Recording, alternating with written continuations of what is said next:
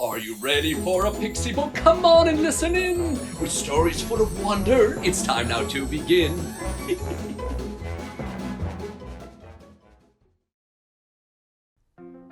Hello there, children. I hope you're all well and happy. Hello, storybook. It's time to share a story. Oh, our story today is called Peter Rabbit. Once upon a time, there was a young rabbit named Peter. Peter was known to be quite the mischievous rabbit. Well, that means that he would do things he wasn't supposed to do, and oftentimes would get himself into trouble.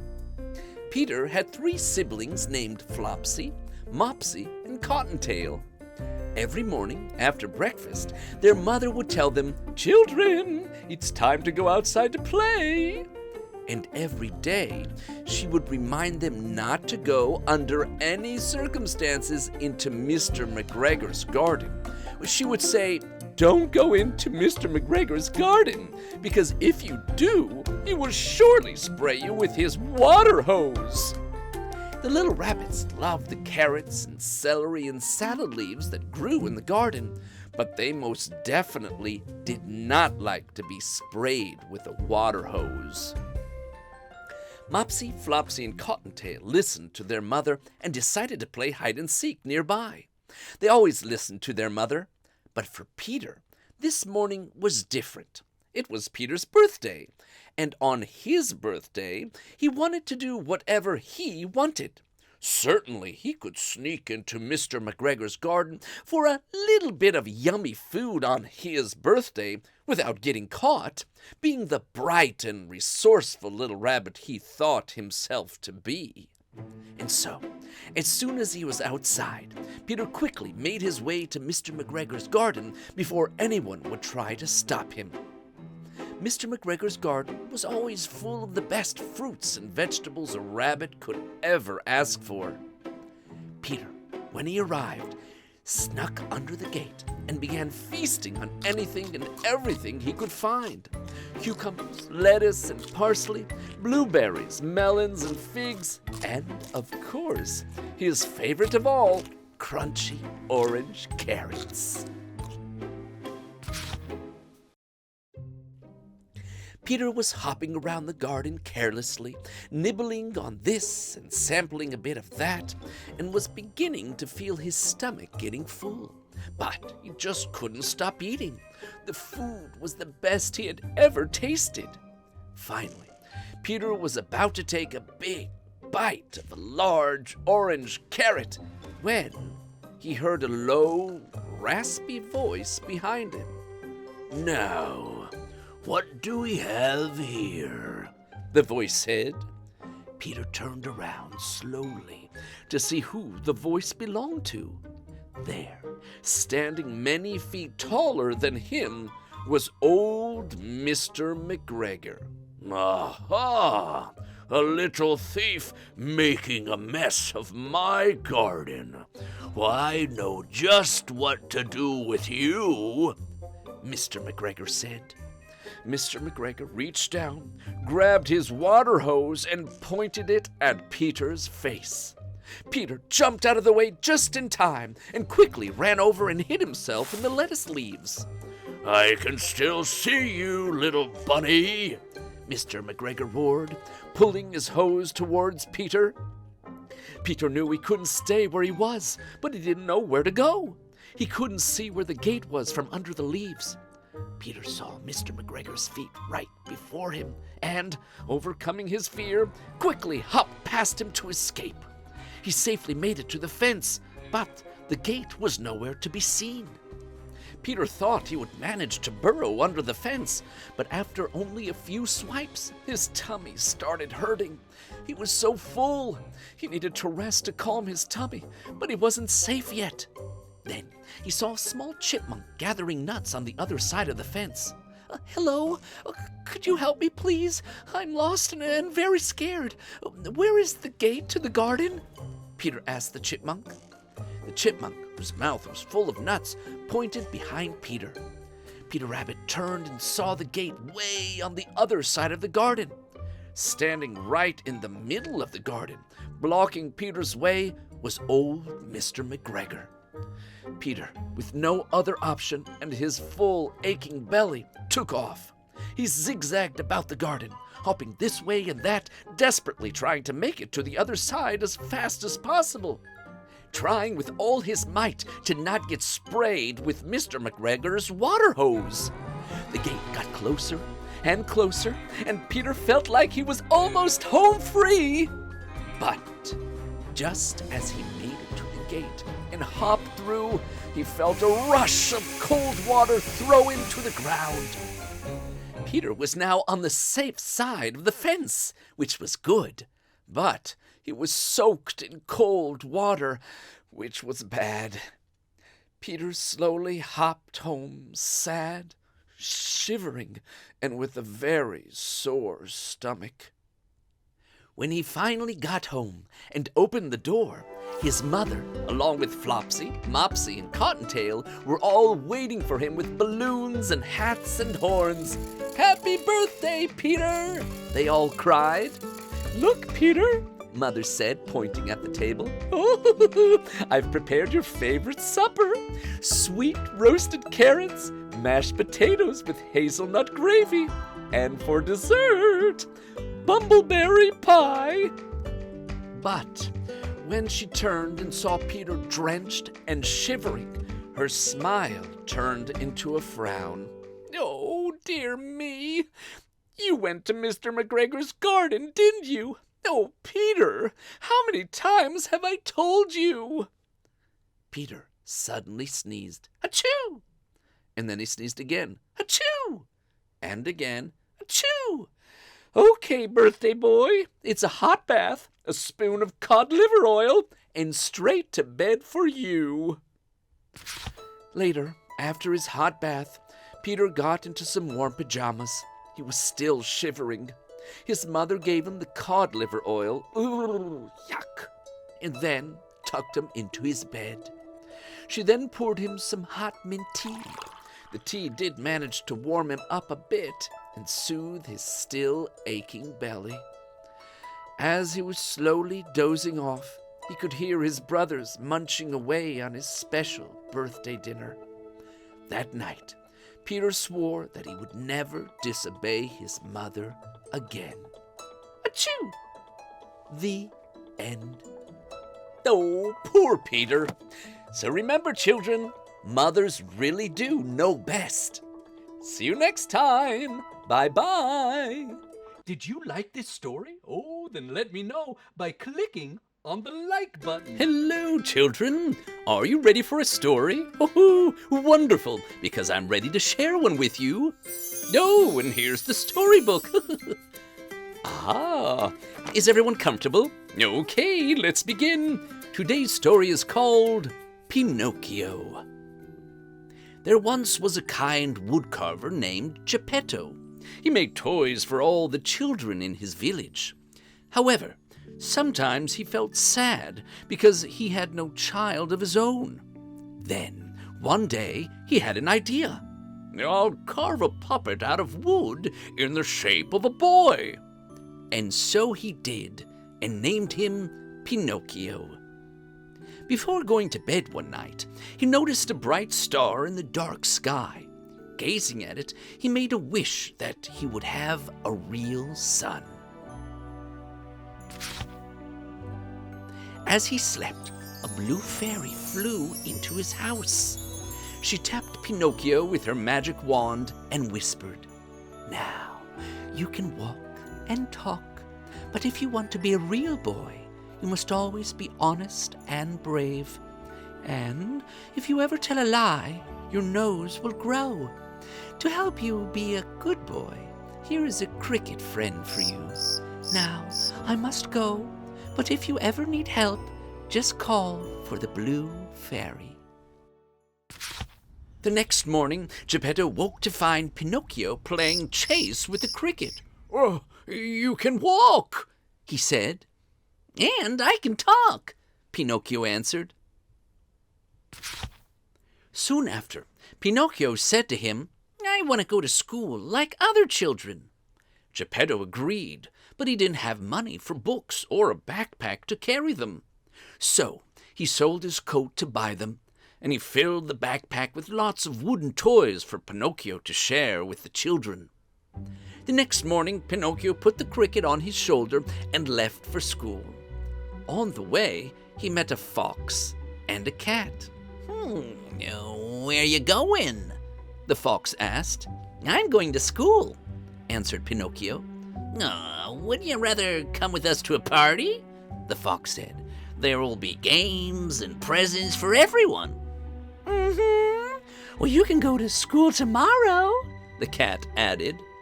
The cricket cried, No, don't listen to them. Go to school. But Pinocchio ignored him and followed the fox and cat down a dark, narrow street. From out of nowhere, someone grabbed his backpack and ran away. All his books and toys were gone. When he returned home, Geppetto asked, "Where are your books?" I left them at school," he answered. Suddenly, his nose started to grow. "Well, what about the backpack and the toys I made?" I gave them all away," he said, and his nose grew even longer. The cricket said, Tell them the truth. Be brave, like a real boy." So Pinocchio told Geppetto the truth, and his nose returned to normal. "I'm so glad you weren't hurt," Geppetto said, "and thank you for being honest." The next day, Pinocchio and the cricket left for school. When they were almost there, a colorful bus playing music drove up to them. "Hop on for a ride to the Seaside Amusement Park," a clown called. "Lots of free candy and ice cream and games for everyone." "Don't get on," warned the cricket. "You need to go to school. Remember what happened yesterday?" "But there are free candies and ice cream and fun games," Pinocchio said, and jumped on the bus. When they arrived, he noticed something very strange. There were donkeys everywhere and only a few children. Luckily, there was candy and ice cream, and Pinocchio started to eat his fill. "Oh, this is the best," he started to say, but his voice cracked. Then he started to bray like a donkey. "Ee-aw, ee-aw." The cricket watched in fear as his ears started to grow long, first one, then the other. Then his legs and arms shot out. Soon he was walking around on 4 legs, not 2. Now Pinocchio was scared. Luckily, he remembered the words of the Blue Fairy. He could call her if he ever needed help. So he called, "Ee-aw." Pinocchio started to panic. His eyes opened. He called again, "Ee-aw." But his voice no longer worked. So he sat down, closed his eyes, and called out to her with his heart. Just then, she magically appeared by his side. Because she could tell he was truly sorry for his mistake, she tapped him with her magic wand. And just like that, he was a wooden puppet again, who could walk and talk. With a sigh of relief, the cricket jumped on his shoulder. Just then, a man appeared to harness the donkeys. He saw Pinocchio and picked him up. "What's this wooden junk?" he said, and threw him out into the sea. Pinocchio and the cricket bobbed on the water far away from the shore. Then a strong wind picked up and blew them right into the belly of a passing whale. Pinocchio started to cry. "Oh, what have I done?" Then they heard a voice. "Don't cry, little one," it said. "Come here, and I'll take care of you." Pinocchio followed the voice, then cried with delight, "Papa, it's you!" Geppetto couldn't believe his eyes. "My boy, I was looking for you everywhere. I even took a boat to search the sea and was swallowed up by this whale." "No, we're so lucky to have found each other," said Pinocchio. "Now, let's go home." Geppetto's joy vanished. "We can't. I've tried everything, and yet here I am." Pinocchio thought for a moment. "I have an idea. My nose grows when I tell a lie. So I'm going to tell a whole bunch of lies to get us out of here. Geppetto and the cricket looked very confused. Pinocchio thought for a moment and then said, I love being stuck in a whale. And his nose grew. It was fun being a donkey. His nose grew even more. Soon, it was poking the side of the whale, who started to squirm this way and that until it spit them out into the sea. It worked, said the cricket. But we're still far from shore, said Geppetto. Pinocchio's eyes lit up. I'm a wooden puppet. I float in the water. Why don't I stretch out like a raft? That way you can sit on me and paddle us in. But it's so far, said Geppetto. Why, you'll be too tired. I would do anything for you, said Pinocchio. You made me. You sold your coat to buy me books. If you can be so caring, so can I. Pinocchio's plan worked. Soon they reached the shore and lay on the sand to rest. After a while, the crickets started to laugh. Look!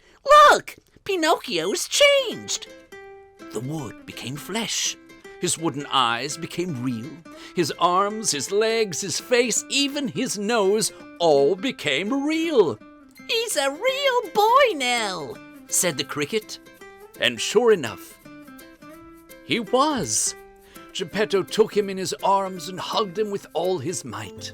My son, honest and brave, my wish has finally come true. The end. Ah, what an adventure! I hope you enjoyed learning how important it is to be honest, brave, and kind-hearted. See you next time! If you have a story you'd like to hear, then comment below, and I'll ask Storybook if he knows it. Hello, children! Are you ready for a story? Wonderful, because I'm ready to share one. Here's the storybook. It looks like we're all ready, so let's begin. Today's story is called The Shoes of Fortune. It was a snowy New Year's Eve, and a large party had gathered in the town hall to celebrate. The grand room was decorated with balloons and streamers and lots of twinkling lights.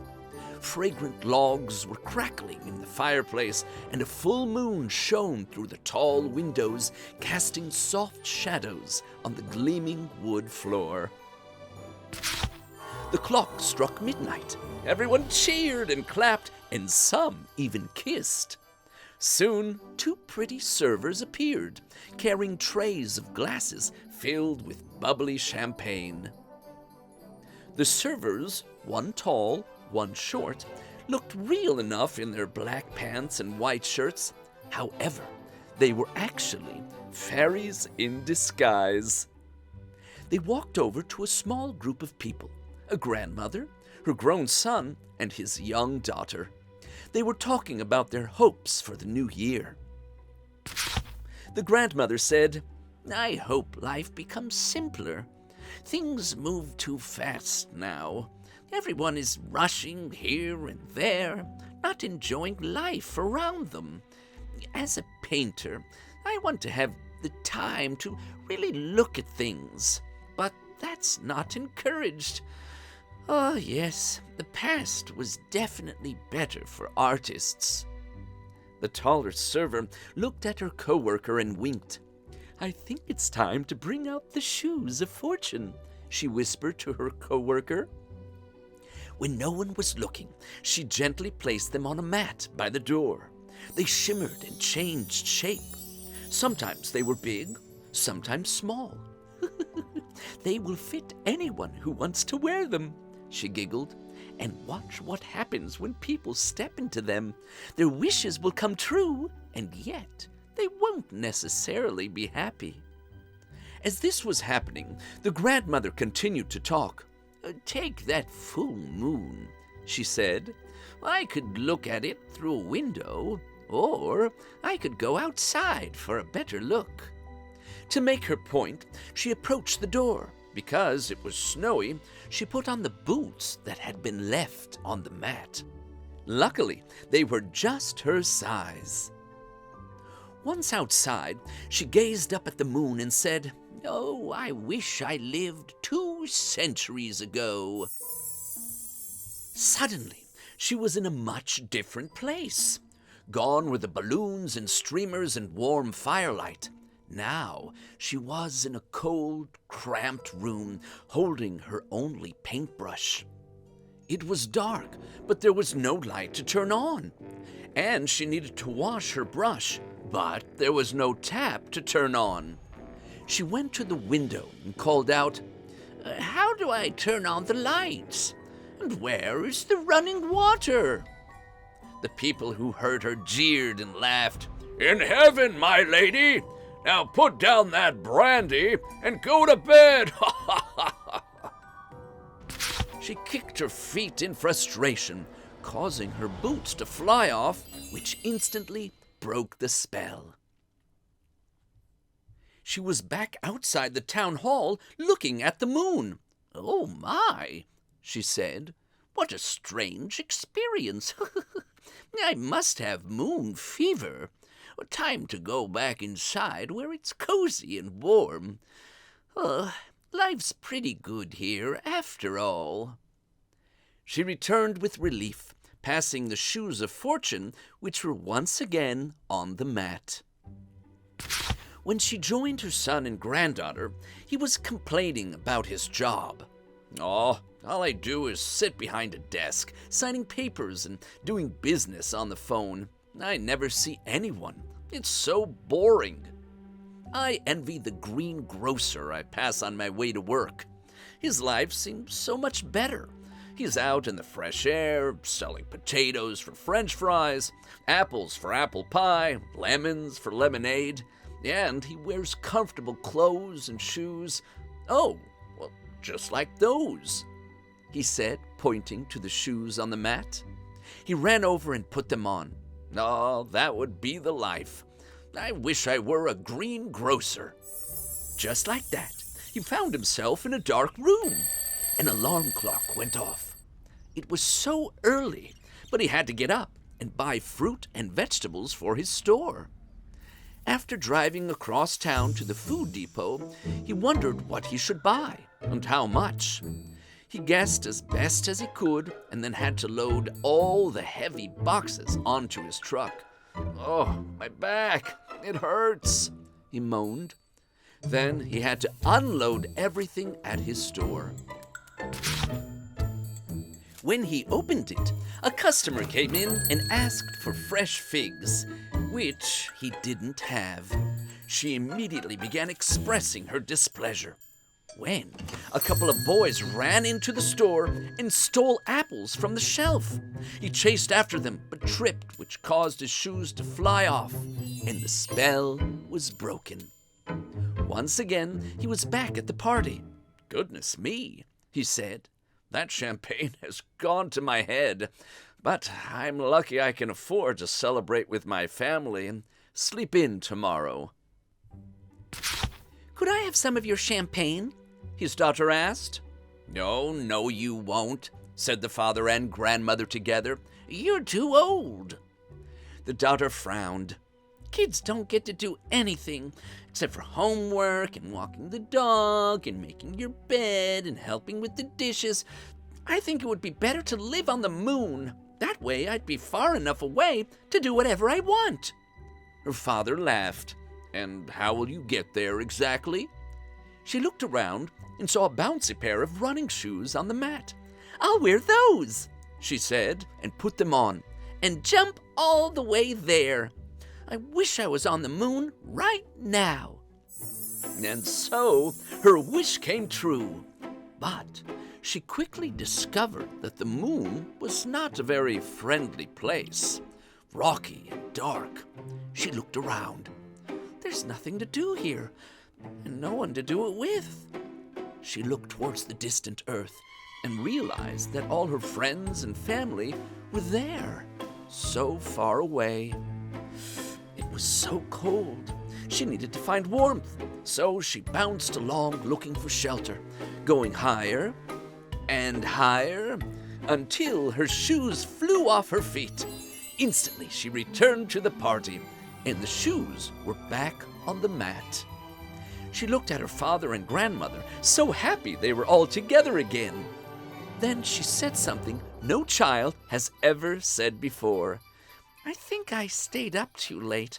Well, I need to go to bed."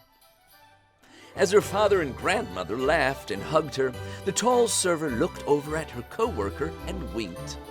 "I believe our work here is done," she said.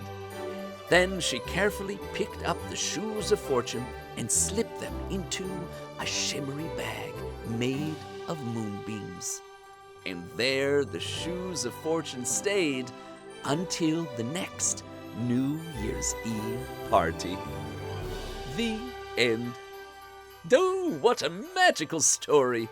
I hope you enjoyed it, and I hope all your wishes come true. Well, at least some of them. See you next time! If you like our stories, don't forget to subscribe. Hello, Storybook!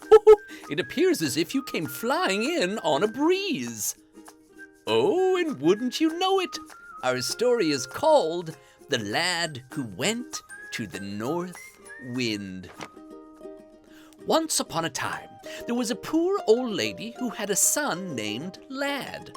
Lad means boy, and Lad was a boy, so that's why she named the lad Lad.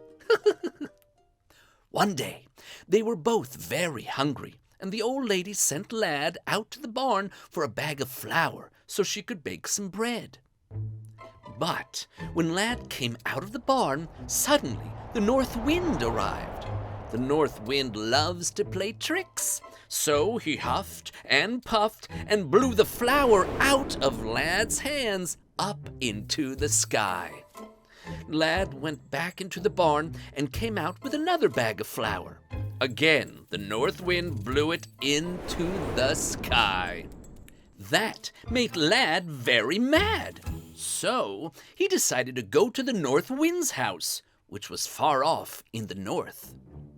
At the north wind's house, Lad cried out, "Hey, north wind! My name's Lad, and I'm very mad.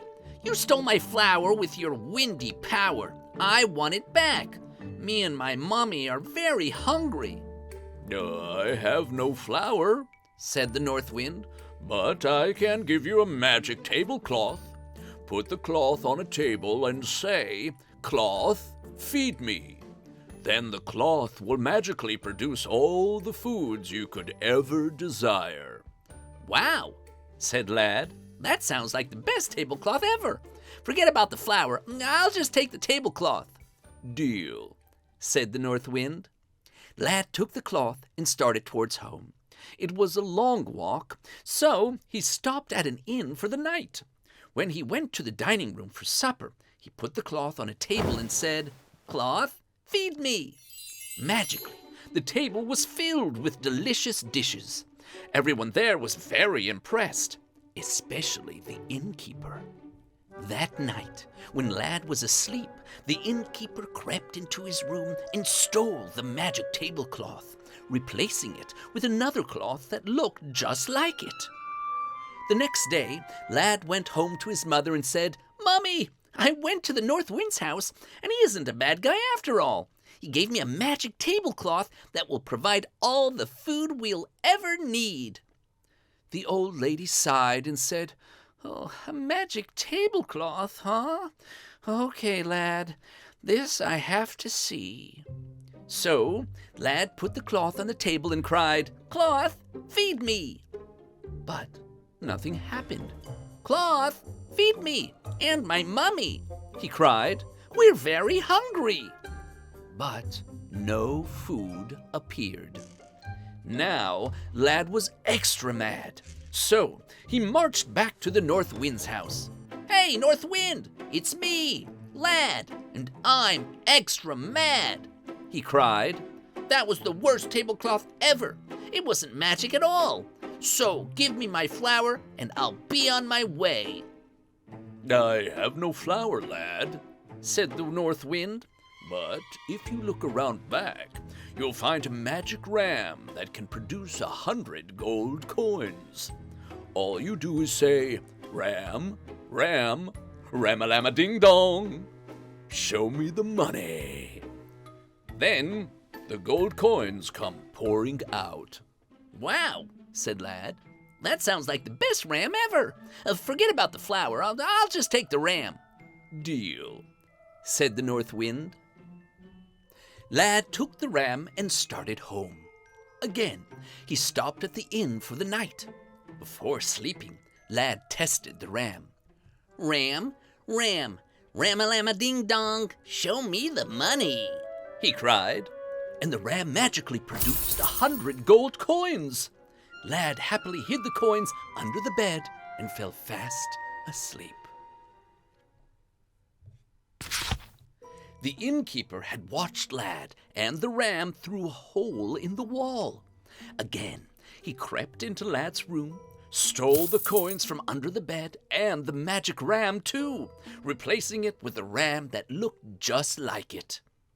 In the morning, Lad was so excited to go home. He forgot all about the gold coins under the bed. When he got home, he said, "Mummy, the North Wind is a really great guy. He gave me this ram that can magically produce 100 gold coins." The old lady sighed and said, "A magic ram, huh? Okay, Lad, this I have to see." Lad cried, Ram, ram, ram-a-lam-a-ding-dong, show me the money. Produce the gold coins. We need money. Ram, come on. Ram. But the ram produced nothing. Now, Lad was especially mad. So, he went to the North Wind's house and cried, Hey, North Wind, it's me, Lad, and I'm especially mad. That was the worst ram ever. It wasn't magic at all. So, give me back my flower and I'll be on my way. I have no flower, Lad, said the North Wind. but I'll give you a magic stick. When you're threatened by an enemy, just say, stick, stick, tickle, stick, tickle till it makes him sick. The stick will tickle your enemy until he's sick from laughing. To stop it, you just say, stop, stick, and that's it. Wow, said Lad. That sounds like the best stick ever. Forget about the flower. I'll just take the stick. Deal, said the North Wind. Lad headed home, stopping again at the inn. However, by now, Lad realized he couldn't trust the innkeeper. So, when he crept into Lad's room to steal the stick, Lad jumped up and cried, Stick, stick, tickle, stick, tickle till it makes him sick. And the magic stick tickled the innkeeper until he was sick from laughing, and he promised to return the tablecloth and the ram. Lad cried, Stop, stick! The tickling stopped, and the innkeeper collapsed. The next morning, Lad started happily home with the magic tablecloth, magic ram, and magic stick. Mummy will be so proud of me, he said, knowing that from then on, she'd always have enough food and enough money. And every now and then, I'll tickle her with the stick just to give her a laugh. The end. Oh, that was a very fine story indeed. See you next time. Bye-bye. You know, sharing is caring, so feel free to share our stories with your friends. Hello there, everyone. Are you ready for a story? Wonderful. Oh, storybook, let's go. Today's story is called How Arthur Was Made King and Won His Kingdom. Once upon a time, there was a very old king who passed away without naming an heir to take over the throne.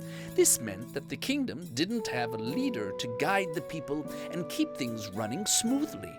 There was constant fighting and war over who should be in charge because everyone wanted to be king. There was, however, one person who was respected by all, no matter how much they fought amongst themselves. Merlin, the wise wizard, was older than anyone could remember, with a white beard down to his knees and eyes that shone mysteriously.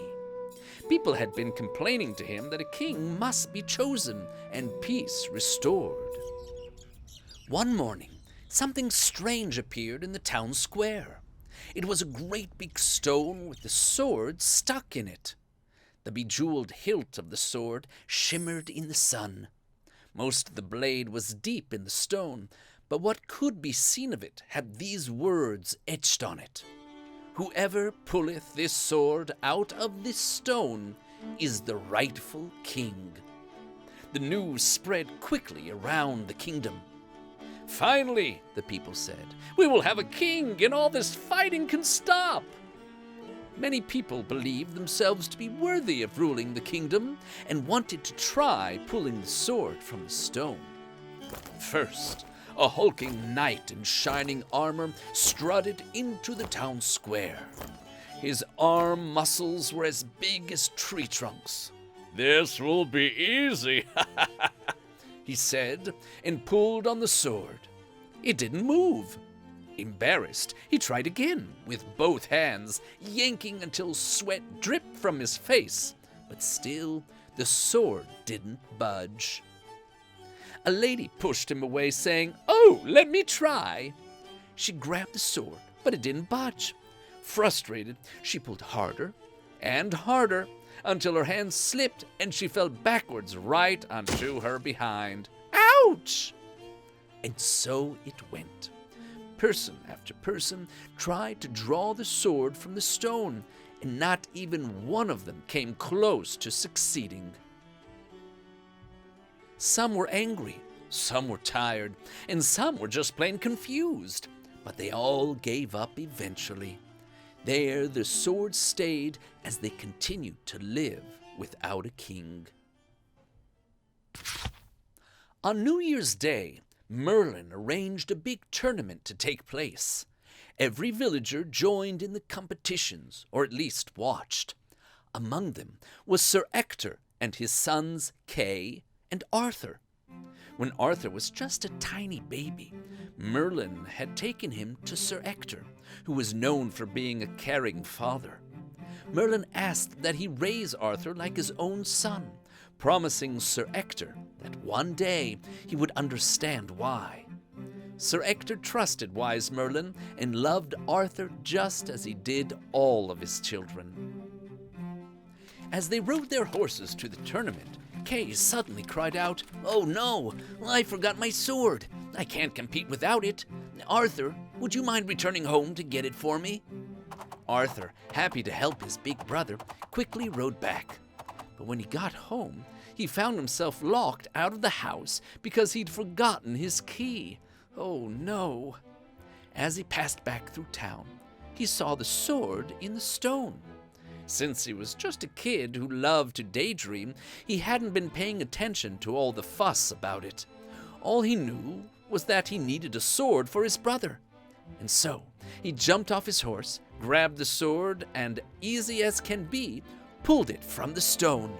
Thinking nothing of it, he raced to catch up with his family and gave it to Kay. Kay and Sir Ector could hardly speak when they saw little Arthur with the bejeweled sword. "Where did you get this?" asked Kay. "I found it sticking out of a rock in town," Arthur shrugged. Sir Ector and Kay suddenly bowed down to Arthur, who was confused. "Why are you bowing to me? Is this a joke?" he asked. They told Arthur the news about the sword and what it meant. "You're the new king," Sir Ector said. "Let's tell Merlin at once." Forgetting about the tournament, they rushed to find the wizard in his library. "Merlin, young Arthur is our new king," they cried. Strangely, Merlin was not surprised. He just smiled and stroked his long beard. "But this can't be true," Arthur said. I'm too young to be a king. Surely among all the people living in the kingdom, there's someone better suited than I." "Arthur, it's time you knew," Merlin answered. "You are actually the son of the old king.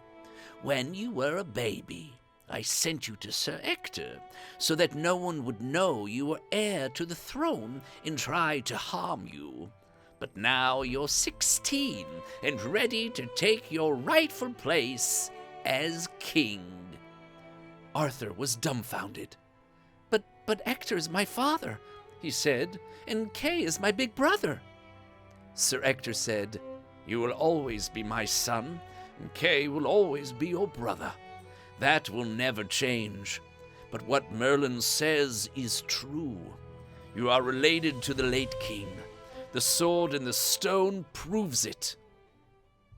When the announcement was made that this ordinary boy was to be king, there was a gigantic uproar. "We don't believe this young boy is meant to be king. It's just a trick," they cried. "We demand proof."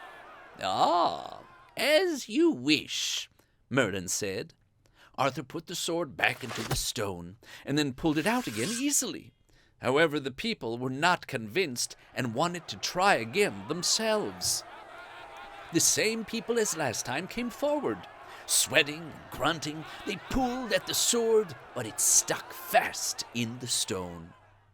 When they fell down exhausted, Merlin declared, "Now you can see that Arthur is the rightful king." Arthur approached the stone and again easily removed the sword. A cheer broke out among the crowd. "All hail King Arthur! All hail King Arthur!" However, there were those who didn't think this could be so. "He isn't a mighty fighter like I am," one said. "Look how little he is." "Oh, he isn't as clever as me," said another. "He's too young to be a fair ruler." "He certainly doesn't look royal," said another. "He can't rule the kingdom wearing those rags." Soon the people of the kingdom split into two camps. One felt Arthur should not be king. The other supported Arthur. The battle that erupted between them would go down in history.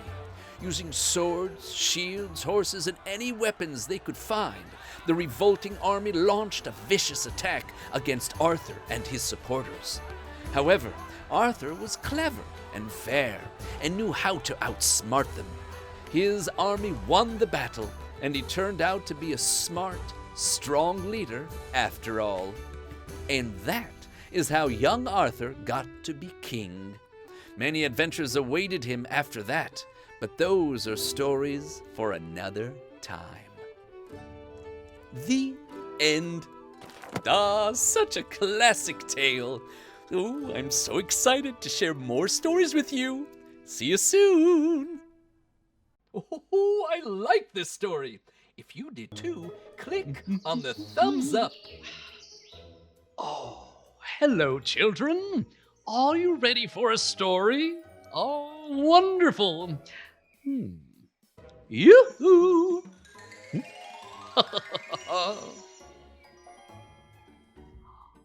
Once upon a time, in a small village nestled in the hills, there lived a shepherd boy. Every day, he'd take the village's sheep up the hill and out into the fields. There, the sheep would roam about and nibble on the green grass. Meh.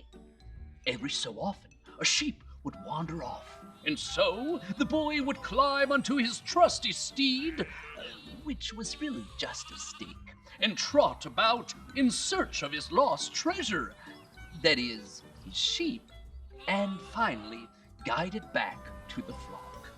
Otherwise, not much else would happen. Each day went by the same as the day before. One day, the shepherd got to thinking, being a shepherd is so boring. I wish something exciting would happen, like what if a wolf came around? Oh, I'd have to use my sword, that is, his stick, and chase that mean old wolf away. Suddenly, he got an idea. What if I fooled the villagers into thinking that there was a wolf? They'd all come running. Now that would be a sight to see. Why not? I'll do it. And so the boy cried out, "Wolf! Wolf!" In no time at all, the boy could see the villagers scrambling to find sticks and stones, and they quickly came racing up the hill. "Where's the wolf?" they called out. Sorry. It was just a crow in the bushes." Oh, the villagers sighed with relief and returned to the village. Once they were far enough, the boy burst out laughing. "That was great! Now that is what I call fun!" And so, the boy spent the rest of the afternoon giggling and proud of how he had fooled the entire village. The following day, the boy was counting how many times one of the sheep had been chewing on one mouthful of grass.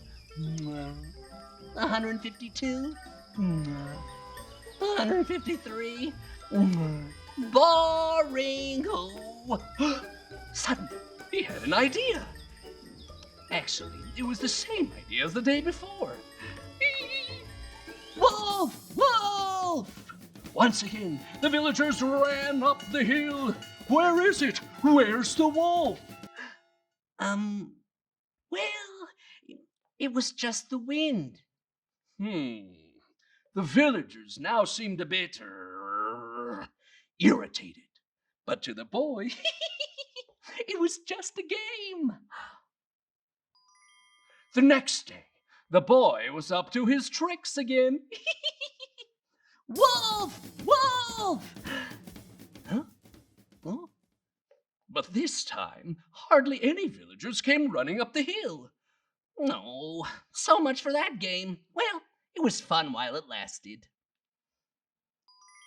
Later that day, the boy was lying on the ground, looking up and imagining the clouds to be fire-breathing dragons, when suddenly he heard something in the bushes. He sat up and looked around. It must be the breeze. But then he heard a twig snap. Oh! Hello? Is anyone there? Another twig snapped. Oh! Hello?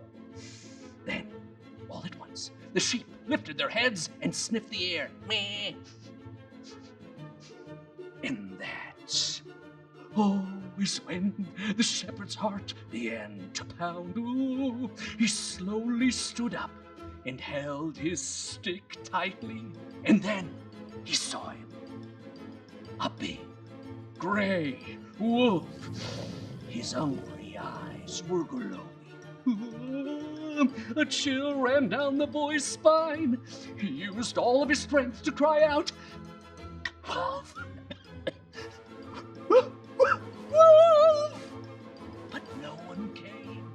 Then, as if on cue, all the sheep began to run about. Meh, meh, meh. Now that caught a villager's attention, and she cried out, "Wolf! Wolf!" The villagers started running up the hill, collecting stones. Within moments, a rock landed beside the wolf. Then another, and another. The wolf began growling and howling, until one rock hit him right in the snout. The wolf whimpered with pain and ran off, never to be seen again.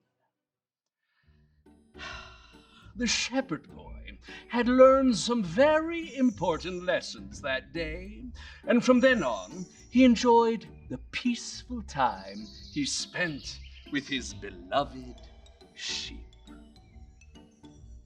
The end. Come on now, it's time to go to sleep. He doesn't want to go to sleep. He's so full of stories. He has so much energy. Shh, You too. Good night. Shh. Oh, I like this story. If you did too, click on the thumbs up.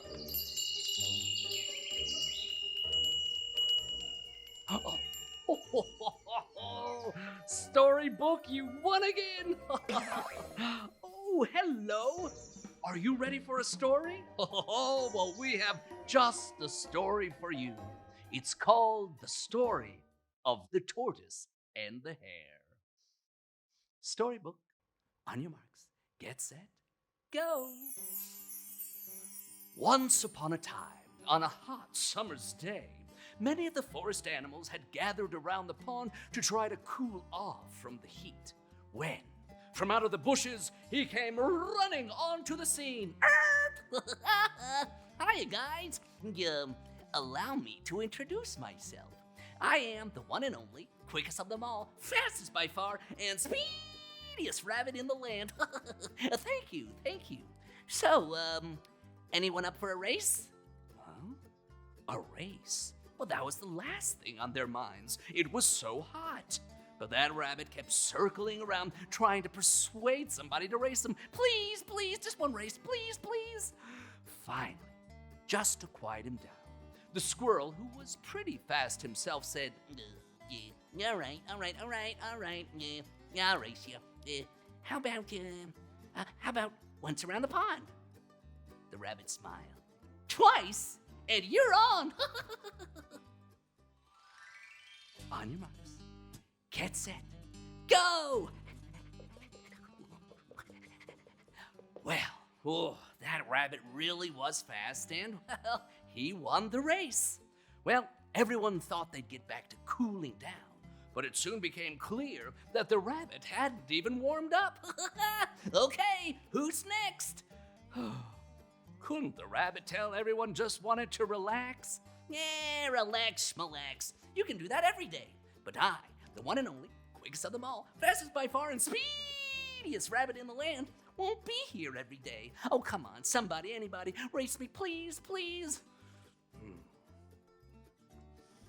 Yeah, all right, Said the bear.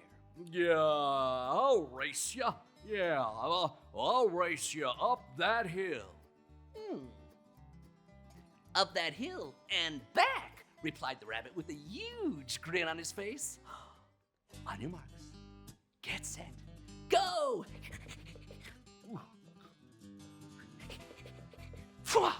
By the time the bear had gotten back down the hill, the rabbit had already swum around the pond 3 times. That rabbit just didn't seem to know the meaning of the words finish line. Okay, who's next? And that is when he slowly stepped forward. And when I say slowly, I mean slowly.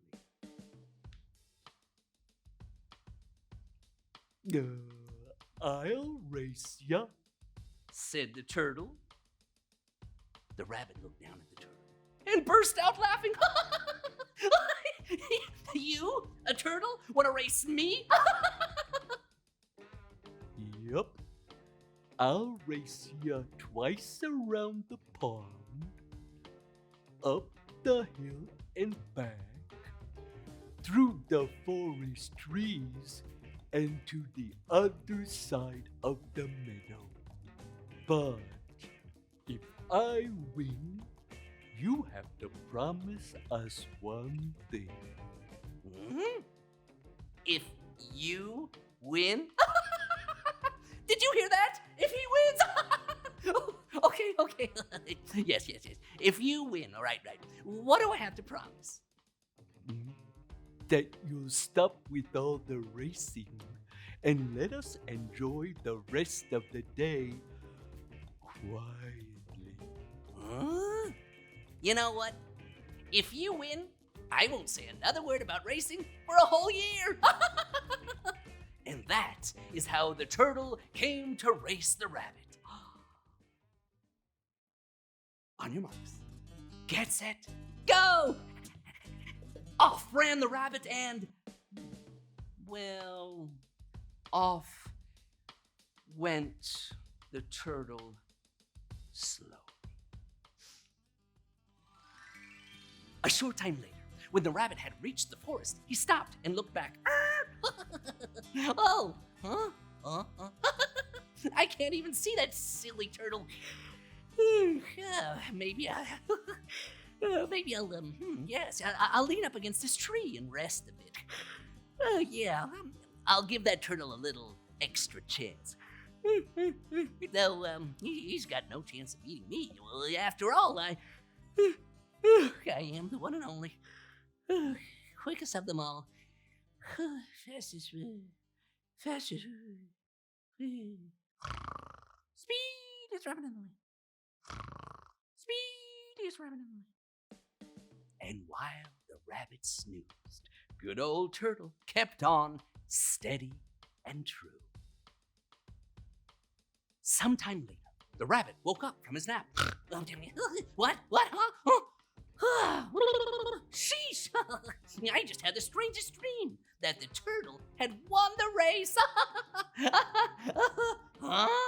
And that is when he saw through the trees and almost to the other side of the meadow. Oh, there was the turtle, now only a few feet from the finish line. No! Rabbit cried as he leapt to his feet and sped towards the finish line. He ran with all of his might, but only to arrive too late, for Turtle had won the race. Hooray! Hooray for our turtle! Cried all the forest animals as they took turns holding him high in the air. Well, the parade slowly made its way back to the pond, where they all sat back and enjoyed the rest of the day quietly. The end. I think it's a perfect time to go to sleep. Bye-bye.